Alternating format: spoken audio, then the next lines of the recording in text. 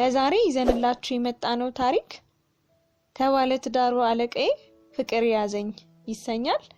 ሙሉ ታሪኩን እንድትከታተሉት እንጋብዛችኋለን። መልካም ቆይታ። ጌታቸው የሚሰራበት መስሪያ ቤት ውስጥ አዲስ ሰራተኛ ሆኜ በሄድኩበት ጊዜ ነበር የተዋወቅነው። ሰራተኞቹ ደማቅ የሆነ አቀባበል አደረጉልኝ። ለዛም የሥራ ቦታዬን ለማወቅና ለመልመድ ብዙ ጊዜ አልወሰደብኝም። እኔ የተመደብኩበት የሥራ ክፍል ኃላፊ ነው ጌታቸው። በስሩ ያሉት ሰራተኞች ክብር አይሉት መፍራት ሲመጣ የያዙትን ወሬ ትተው የሚገቡበት እስኪጠፋ ይደነባበራሉ። ለመስሪያ ቤቱ አዲስ ብሆንም ለስራ ግን አዲስ አልነበርኩም። ከተለያዩ ሰዎች ጋር የመስራት እድል ገጥሞኛል። አለቃ አለ ብሎ ስራ መስራት፣ የለም ብሎ ደግሞ አለ መስራት፣ መቅረት፣ ማርፈድ የመሳሰሉት የተለመዱ እንደሆኑም አውቃለሁ። እኔ ግን ያን ከሚያደርጉት መሃል አልነበርኩም። አለቃዬን እንደ ስራ ኃላፊነቱ ከማክበር ያለፈ ነገር የለኝም። ስራዬን አለ የለም እያልኩ አይደለም የምሰራው። የተገኘሁበት ቦታ ላይ ከኔ የሚጠበቀውን ሳልሰራ መመለስ አልፈልግም።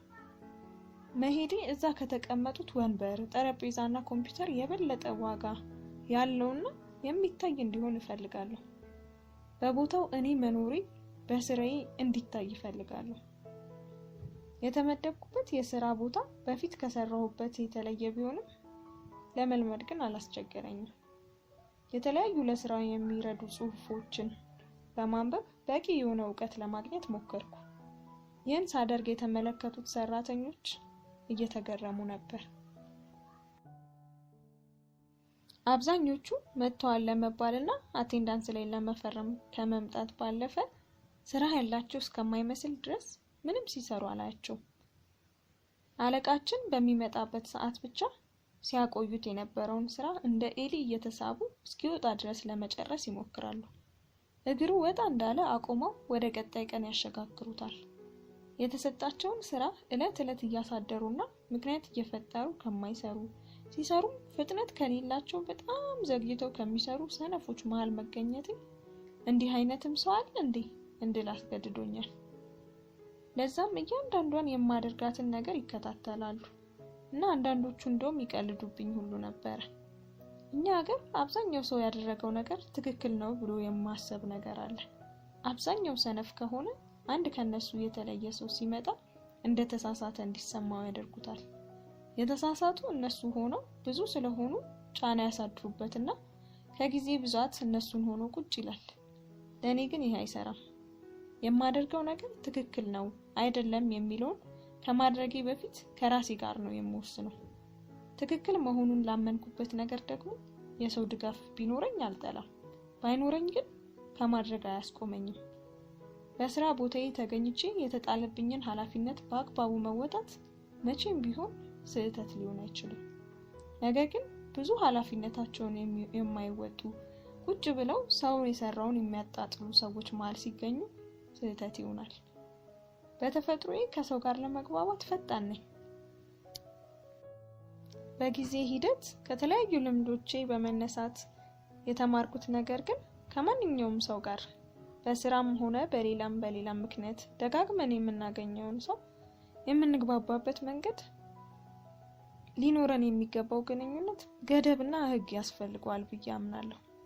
በአመለካከት ከኔ በጣም ከራቁና በአጋጣሚ ብዙ ጊዜ መገናኘት ግድ ከሆነብን ሰዎች ጋር ጓደኛ መሆን አልፈልግም። ያገናኘን አጋጣሚ መሆኑን ለራሴ ደጋግሜ እነግረዋለሁ። ከኔ አስተሳሰብና የህይወት መርህ በጣም የራቁ መሆናቸውን ለራሴ ደጋግሜ አስታውሰዋለሁ። ያን ሳደርግ ሰዎቹ ጋር ብዙ መግባባት እንደሌለብኝ ትዝ ይለኛል። ብዙ ሰዎችን ላያስማማ ቢችልም የኔ የህይወት መርህ እሱ ነው። በዙሪያዬ እንደ ጓደኛ እንዲኖሩኝ የምፈልጋቸው ሰዎች አስተሳሰባቸው ቢቻል ከኔ ጋር የሚመሳሰል ከፍ ካለም ከኔ በጣም የተሻለና የበሰለ እንዲሆን እፈልጋለሁ። ከኔ አስተሳሰብ የማይወዳደር ያልበሰለ አስተሳሰብ ያላቸው ሰዎች በማገኝበት አጋጣሚ እኔ ያገኘሁትን ላካፍላቸው እሞክራለሁ። ግን ብዙ ስለሆኑ እነርሱ ትክክል የሆኑ ይመስላቸውና መረዳት አይፈልጉም።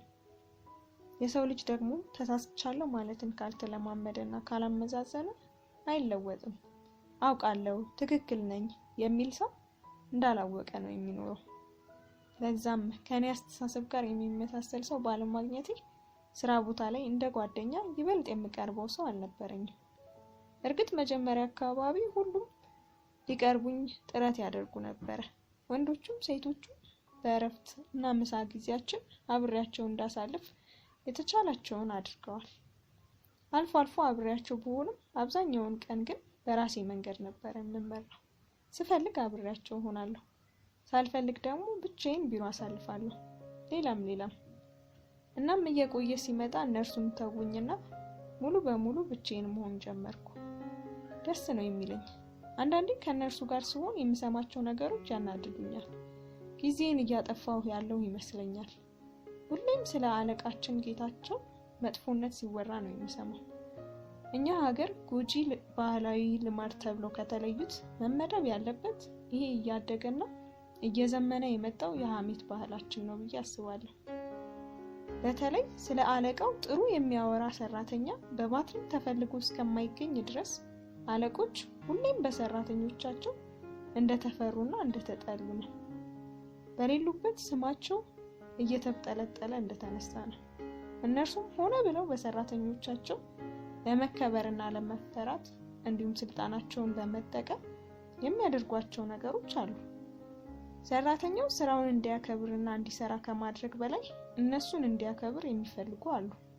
አንዳንዶቹ አለቆች ያን ባይፈልጉ አብዛኞቹ ሰራተኞች በሌሎች አለቆቻቸው የለመዱትንና ሲያደርጉ የኖሩትን ነገር እነርሱ ላይም ያሳያሉ። እውነቱን ለመናገር እኔ ካወቅኩት ጀምሮ ጌታቸው በጣም ጎበዝና ራሱ ሰርቶ እኛን እንድንሰራ የሚያደርግ እንጂ እንድንፈራው የሚፈልግ አይነት ሰው አይደለም። እኔ ባህሪዬ ሆኖ ከማንም ጋር ሳወራ የማልፈራ፣ የማወራውን ነገር በእውቀት ለማድረግ የምሞክርና ለራሴ የምተማመን ሴት ነኝ። በምሰራበት ጊዜ ስህተቶች ሲገጥሙኝ ከመደናገጥ ይልቅ ስህተቴን አምኜ ለማረም የምዘጋጅ አይነት ሰው ነኝ። በሰራሁበት ቦታዎች ሁሉ በሁሉም የተመሰከረልኝ ጎበዝ ሰራተኛ ነኝ። ከዚህ የተነሳ ጌታቸውን በእኔ ደስተኛ ነው። የተሰጠኝን ስራ በአግባቡ በጊዜ ሰርቼ መጨረሴ ከዕለት ወደ ዕለት እያስደሰተው መጣ። የአንዳንድ ሰዎችንም ስራ ሁሉ ለእኔ መስጠት ጀመረ። የራሴን ስራ የማይጋፋብኝ እስከሆነ ድረስ ብቻ እሰራዋለሁ። በቢሮ ምንም ነገር ቢፈልግ የሚያስጠራው እኔን ሆነ። ስለ ስራው ሁኔታ የተለያዩ ሀሳቦችንም መለዋወጥ ጀመረ። የሚፈጠሩ ነገሮችን ሁሉ ይነግረኝና ለውሳኔም ሀሳቤን ይጠይቀኝ ጀመር። ቢሮ ከኛ ሰፊና ወጥ ከሆነው ክፍል ጫፍ ላይ ተለይታ የተሰራች ክፍል ናት። የሚፈልገውን ሰው በተላላኪው አማካኝነት እያስጠራ ስለ ስራው ገለጻ ያደርጉለታል። ከጊዜ ብዛት ወደ ቢሮ የምጠራበት ጊዜ እየጨመረ መጣ። ተላላኪው ሰላም እኔን መጥራት ሲሰለቻት እስኪመስል ድረስ ያስጠራኝ ነበር። ስለ ስራው የተለያዩ ሀሳቦችን ስንለዋወጥ ሰዓቱ እንዴት እንደሚሄድ ሁሉ አላስተውልም ነበር። አንዳንዴ ለምሳ ጠርቶኝ እንደገባው 11 ሰዓት ደርሶ ወደ ቤት ለመሄድ የምወጣበት ቀንም ነበረ። መግባባታችን በጣም እየጨመረ መጥቶ በስራ መሃል መቀለድና ስለ ሌሎች ነገሮችን ማውራት ጀመርን። እዛው ሻይ ቡና እያልን ስለ ግል ህይወታችን ይበልጥ ማውራት ጀመርን። ብቻውን እንደሚኖርና ወንደላጤነቱ እየከበደው እንደሆነ ጨዋታ አስመስሎ ነገረኝ። ምን ማለት እንደሆነ አልጠፋኝም። ከስራ ባልደረቦቼ ስለሱ የቤተሰብ ሁኔታ ሰምቼ አላውቅም ነበር። አብዛኛውን ጊዜ ስሙን እያነሱ ሲያማርሩና ሲያጣጥሉት ነበር የምሰማው። በዛም ምክንያት ሌሎች ስለሱ ሲያወሩ ብዙ ጆሮ ሰጥቻቸው አላውቅም። ይሁን ስላልነገሩኝ ይሁን አላውቅም፣ ብቻውን እንደሚኖር አላውቅም ነበር። አንድ ቦታ ለሚሰሩ ሰዎች እንደዚህ አይነት ነገሮች ብዙ ጊዜ ሚስጥር አይደሉም። ለዛም ገረመኝ። ወጣት የሚባል አልነበረም። ከእኔ ቢያንስ በ8-9 ዓመት እንደሚበልጥ ገና ሳይሆን ያወቅኩት። እስካሁን አለማግባቱ ቢያስገርመኝም ሳላስበው ደግሞ ደስታ ተሰማኝ። ስለኔም ጠየቀኝ። ከቤተሰብ ጋር እንደምኖር ነገርኩት። ደስቴ ከፊቴ ላይ እየታየ ሲመስለኝ ብድግ ብዬ የጀመርኩትን ማኪያቶ እንኳን ሳልጨርስ ወደ ቢሮ ወጣሁ። የጀመርኩትን ስራ መጨረስ አለብኝ ብዬው ነበር የወጣሁት። ነገር ግን ከኮምፒውተሩ ጋር ተፋጥጬ ብዙ ቆየው እንጂ የጀመርኩትን አልጨረስኩም። ጌታቸውን ካወቅኩበትና ይበልጥ መግባባት ከጀመርን ጊዜ አንስቶ ስለሱ የሆነ ጥሩ የሆነ ስሜት ነው የሚሰማኝ። ብዙውን ጊዜ ስለ ስራ እያወራን ብንቆይም አብሬው መሆኑ በራሱ ያስደስተኝ ነበር። አንዳንዴ አርፍዶ ሲመጣ ልቤ ይንጠለጠላል። በሩን 10 ያያለሁ። የሚያምር ሸሚዝ በጨርቅ ሱሪ ለብሶ አምሮበት ጎምለል እያለ ሲመጣ የነበረበትን ቀን እያስታወስኩ እንዲመጣ በጣም እጓጓለሁ። ሲመጣ ሁላችንም ደህና አደራችሁ ብሎ እኔን ሰረቅ አድርጎ መኖር አለመኖሬን ሲያይ አይን ለአይን እንገጣጠምና ተጣድፎ ወደ ቢሮ ይገባል። ሁሌም እንዲህ ነው። መኖሬን ሳያይ ወደ ቢሮ ገብቶ አያውቅም። ፍቃድ ሳልጠይቀው ቀርቼ ከሆነ ቢሮ ገብቶ የመጀመሪያ ስራው ለኔ መደወል ነው። በስራ እያሳበበ ብዙ ጊዜ ይደውልልኝ ነበር። እሱ ሳይመጣ ሲቀር አለም ሲያረፍድ ግን እኔ ለመደወል አልፈልግም፣ እሳቀቃለሁ። ለስራ ጉዳይም ቢሆን ሌሎቹ ሰራተኞች እንዲደውሉለት ለማድረግ እሞክራለሁ። እውነታው ግን ደውዬ ለምን ቀረክ? ለምን ቆየህ? በጉጉት እንደምጠብቅህ ካልመጣም እንደሚደብረኝ አታውቅም ማለት እፈልጋለሁ። በጣም እየለመድኩት ስመጣ ሳይመጣ ሲቀር በጣም ይከፋኝና ይደብረኝ ጀመረ። እንዲህ አይነት ስሜት ሲሰማኝ ይሄ የመጀመሪያዬ ነው። ብዙ ወንድ ጓደኞች ነበሩኝ። በጊዜ ሂደት ስሜታቸው ወደ ፍቅር እያደገ ፍቅራቸውን ሲነግሩኝ የራቅኳቸው ማለት ነው። በስራ ቦታም ተግባብተን ወደድንሽ፣ አፈቀርንሽ ያሉኝም አሉ። እስካሁን ግን እኔ የወደድኩትና የተለየ ስሜት እንዲሰማኝ ያደረገኝ ሰው አልነበረም። ብዙ ቀን ቆይቶ ሲመጣ አይኖቼ በጣም ተርበው ይጠብቁታል። አፍጥጬ አየው ነበር። በጣም ይናፍቀኝ ነበር። እኔ ስቀር እየደወለ ቢጠይቀኝም እሱ ሲቀር ግን ብዙ አያሳውቀኝም ነበር። አንዳንዴ ራሴን እስክታዘበው ድረስ ቢሮ ውስጥ እንደገባ ተከትዬው ገባ ነበር። እሱም ሳልናፍቀው አልቀረም። ደስ ይለውና ቁጭ ብለን ማውራት እንጀምራለን።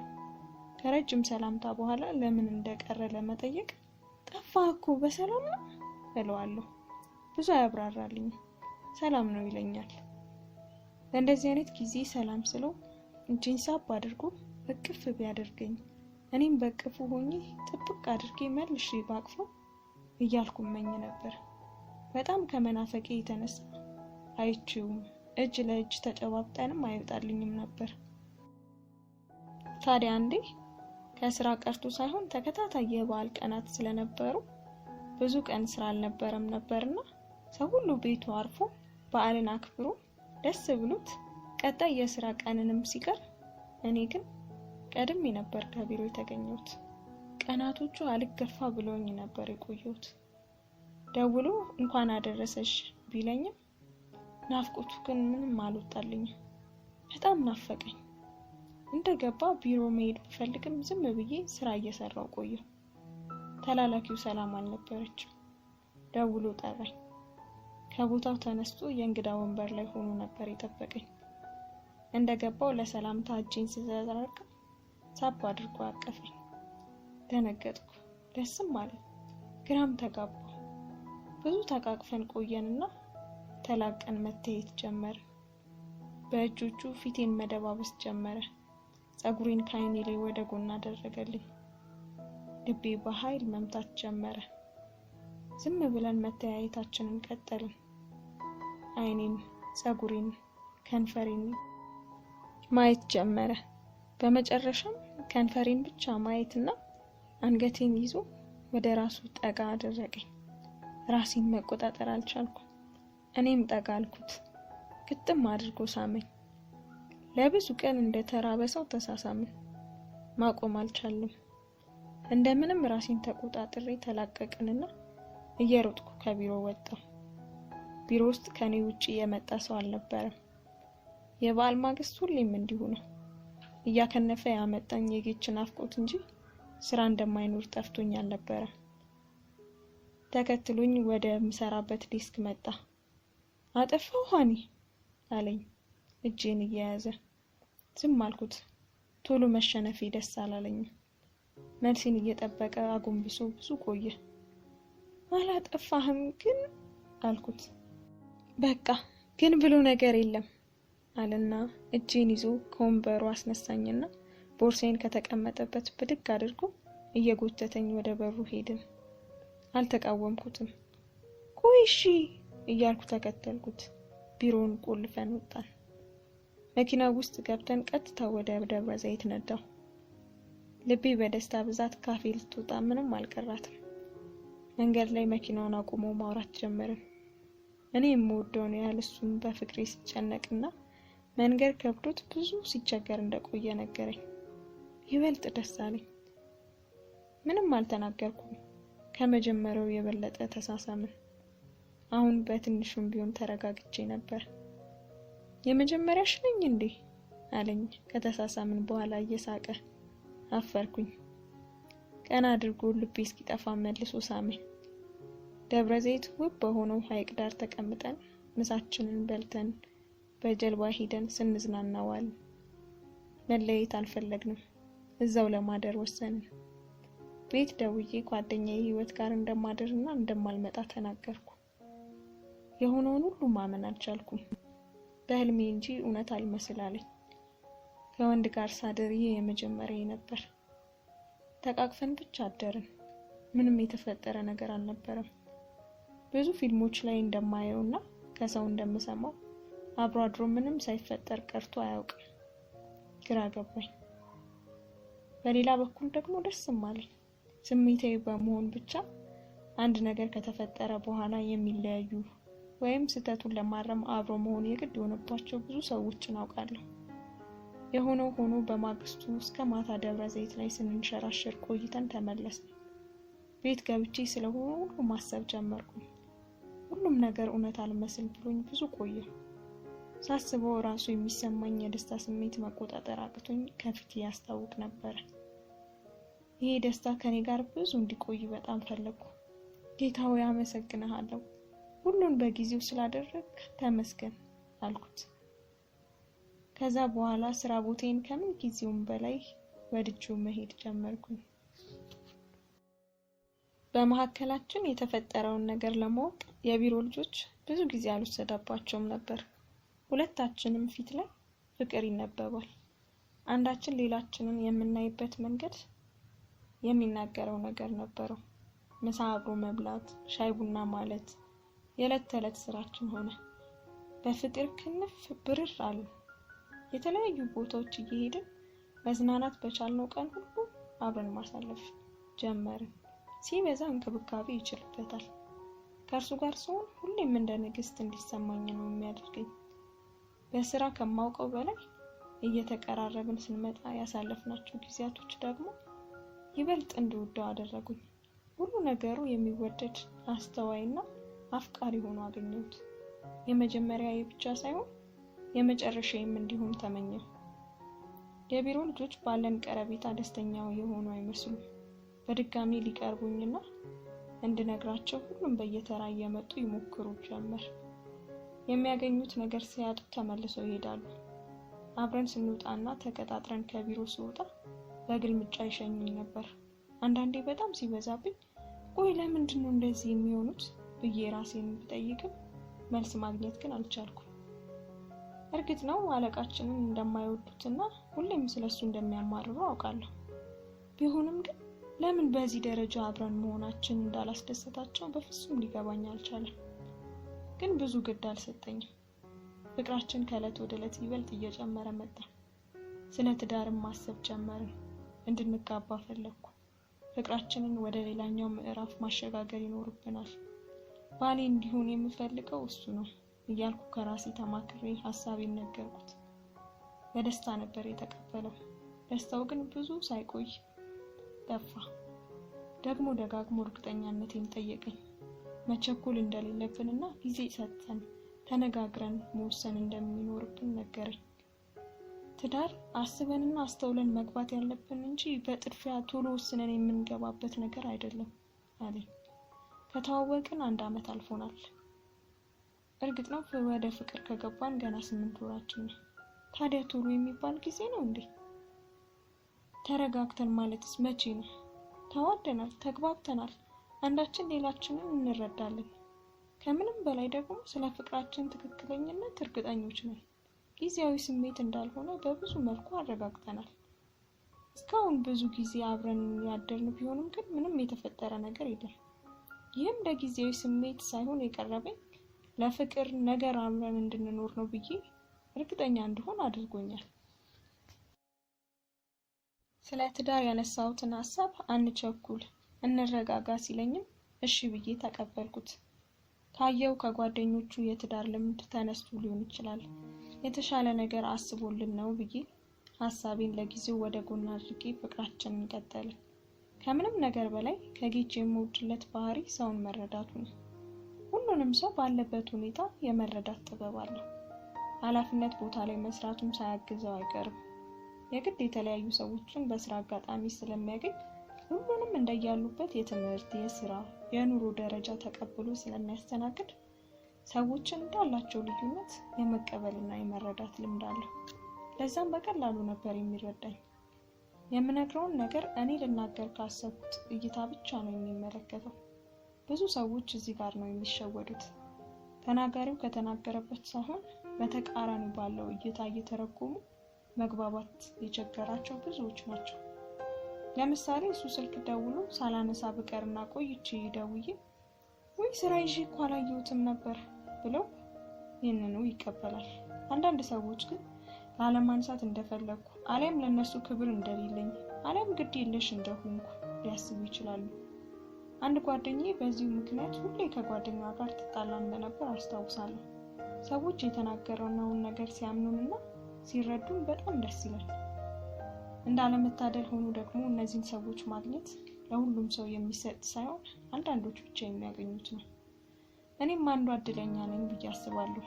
ለብዙ ሰዎች አስቸጋሪ የሆነው መግባባትና መረዳዳት እኛ ጋር በመኖር አብረን የማንፈታው ችግር የለም ብዬ አሰብኩኝ። እንደዚህ ባለ የሞቀ ፍቅር ውስጥ እንዳለን ባለትዳር ነው የሚል ወሬ መናፈስ ጀመረ። መጀመሪያ ላይ እውነት ነው ብዬ ለደቂቃ ላስብ ይቅርና ምንም ቦታ አልሰጠሁትም ነበር። ሰዎች ዝም ብለው ስራ በማጣትና በጥላቻ የሚያስወሩት የተለመደ ሐሰተኛ ወሬ ነው ብዬ አሰብኩ። እያደር ግን እየበዛና ከሁሉም ሰው የምሰማው ነገር እየሆነ ሲመጣ ማሰብ ጀመርኩኝ። ግን ብዙም አልቆየውም። መልሼ ለራሴ ውሸት ነው ብዬ አሳመንኩት። ይህ ሁሉ ሲሆን ከጌች ጋር ፍቅራችን እንደቀጠለ ነበር። ታዲያ አንድ ቀን ውሸት ነው ብዬ ያልተቀበልኩትን ወሬ ራሱ ጌች አንስቶ ነገረኝ። እውነት ነው፣ ባለትዳርና የአንዲት ልጅም አባት ጭምር ነኝ። ከዚህ በላይ እየደበቅኩሽ መኖር አልችልም። በቃ እውነቱ ይሄ ነው። ግን ብሎ ገና ሳይጨርስ እያለቀስኩኝ ትቼው ወጣሁ። ተከትሎኝ ሮጦ መጣ። ሊደርስብኝ አልቻለም። ቶሎ ያገኘሁት ታክሲ ውስጥ ገብቼ ከአካባቢው ጠፋሁ።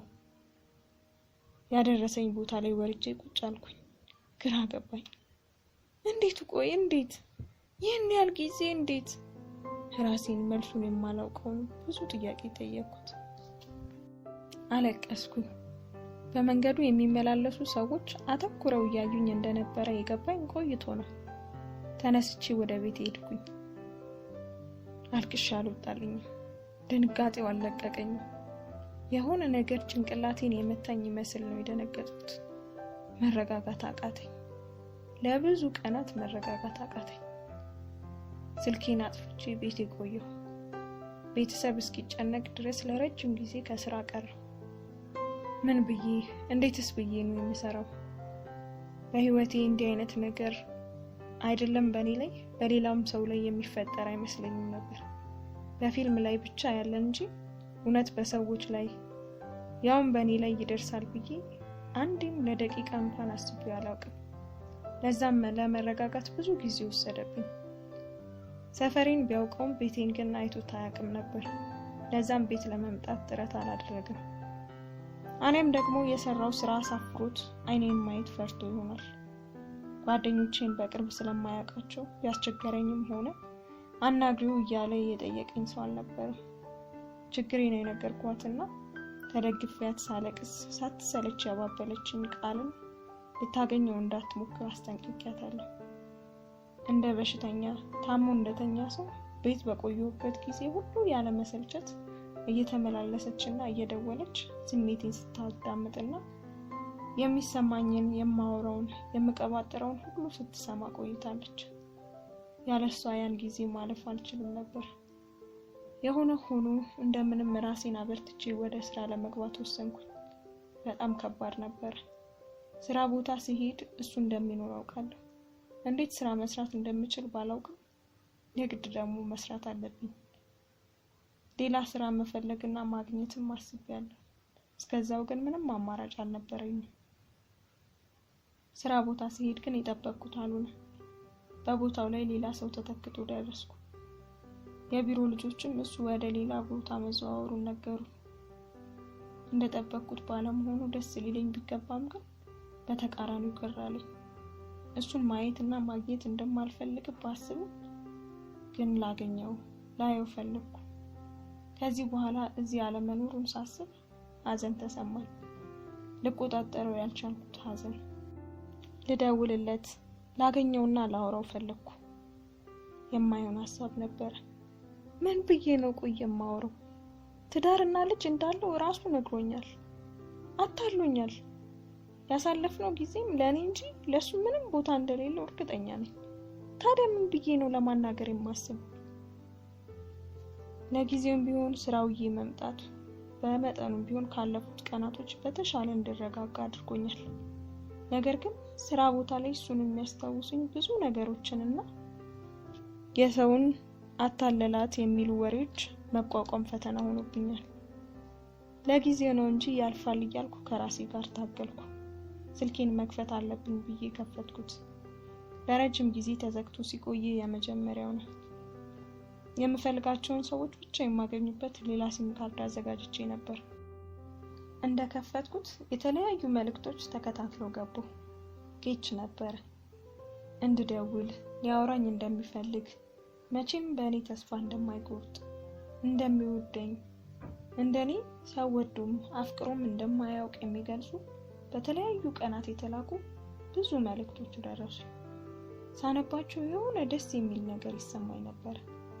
መልሼ ይህ ሊሆን አይችልም፣ እሱ ባለትዳርና የልጅ አባት ነው፣ ቤተሰብ አለው፣ በፍጹም ካንቺ ጋር መሆን አይችልም እለዋለሁ ራሴ። ስልኬን ከተከፈትኩ በኋላ በተደጋጋሚ ይደውልና ስለማላነሳው እንድንገናኝና እንድናወራ የሚለምኑ ብዙ መልእክቶችን ይልክልኝ ጀመር። ብዙ ጊዜ እንደዚህ ከቆየን በኋላ ተገናኝተን ብናወራና ከኔ እንዲርቅ ብነግረው እንደሚሻል ወስኜ ተገናኘን። ስንገናኝ ግን እንደጠበቅኩት ያሰብኩትን ከማለቴ በፊት ምንም እንድናገር እድል ሳይሰጠኝ መጀመሪያ አብረን ወደ ሄድንበት ደብረ ዘይት ይዞኝ ሄደ። የተወሰነ ልከራከረው በሞክረም ቆይቼ ግን ዝም አልኩኝና መሄድ ጀመርን። እስክንደርስ አንድም ቃል ሳንተነፍስ ዝም ብለን ነበር። ደርሰን ከተቀመጥን በኋላ ማውራት ጀመረ። ሃኒ፣ እየተሰማሽ ያለው ስሜት በጣም እረዳለሁ። ስለተናደድሽብኝም ልክ ነሽ። ማንም ሰው ቢሆን የሚያደርገው ነገር ነው። ግን በቃ ልትሰሚኝ ይገባል አለኝ። አሁንም ሌላ ውሸት ስትነግረኝ መስማት አልፈልግም። መጀመሪያውኑ ራስህ ወንደላጤ መሆንህን ነበር የነገርከኝ። እንዴት እንደዚህ ታደርጋለህ? ቆይ ምን አይነት ሰው ነህ? እንዴት ሁሉ ጊዜ ታታለለኛለህ? እንዴት እያልኩ በንዴት አፍጥጬ ጠየቅኩት። ሃኒ፣ ይኸውልሽ ላንቺ ያለኝ ፍቅር እውነት ነው። በህይወቴ ያንቺን ያህል ሰው ወድጄም ሆነ አፍቅሬ አላውቅም። ባለትዳር መሆኔን ብታውቂ እንደምትርቂኝ ያውቃለሁ። አማራጭ አልነበረኝም። የግድ መዋሸት ነበረብኝ። ግን እመኚኝ፣ ሁሌም እንደጸጸተኝና ሰላም እንዳጣው እንቅልፍ እንዳጣው ነው የማድረው። ከባለቤቴ ጋር የተጋባነው ተዋውቀን ተዋደን አልነበረም። በአንድ ቀን የልጅነት ስህተት ልጅ በመፈጠሩ ምክንያት ነው። ምንም ሳንቀራረብና ሳንተዋወቅ ተጋባን። ልጃችንን አብረን ለማሳደግ ስንል እያደር በመተዋወቅ ፍቅር ይመጣል በሚል ተጋባን። ግን የጠበቅነው ሳይሆን ቀረ። ከመግባባትና ከመዋደድ ይልቅ አንድ ቤት መኖር ከጀመርን በኋላ ባህሪ ለባህሪ የማንግባባ ሰዎች ሆነን ቤታችንን ደስታ ሳይሆን ጭቅጭቅና ሐዘን ሞላው። ሁሉንም ነገር ለልጄ ስል ችዬ እየኖርኩ ባለሁበት ሰዓት ግን ሃኒ፣ አንቺ መጣሽ። ፍቅር ምን ማለት እንደሆነ ገባኝ። ሌላ ዓለም አሳየሽኝ። ህይወቴ ካገባሁበት ጊዜ ጀምሮ ምንም ደስታ የሌለው ባዶ ነበር። አንቺ ግን ደስተኛ እንደሆነ አረግሽኝ። ለልጄ ጥሩ አባት ብሆንም ለእናቷ ግን ጥሩ ባል መሆን፣ እሷን መውደድና ማፍቀር አልተቻለኝም። አሁን ልጃችን 5 ዓመቷ ነው። ከእናትና አባቷ ጋር እንድታድግ የተቻለኝን ብሞክርም ደስታ የራቀው ቤተሰብ መሃል እንድትኖር አደረኳት እንጂ በሰላም ማደግ አልቻለችም። ብዙ ጊዜ ለመፋታት ወስኜ ጫፍ ደርሰን እንመለስ ነበር። ልጄን በጣም ወዳታለሁ። ታሳዝነኛለች። ባንለያይ ሁሌም አብረኝ ብትሆን ደስ ይለኛል። እንዴት ደስ የምትል ልጅ መሰለችሽ አለና ሳያስፈቅደው የመጣውን እንባውን ከዓይኑ ገና ሳይወርድ ጠራረገው። ለሰው የተመቸኝ ደስተኛና ስኬታማ ብመስልም ውስጤ ግን ሰላም የሌለው ሐዘን ብቻ የሞላው ነበር።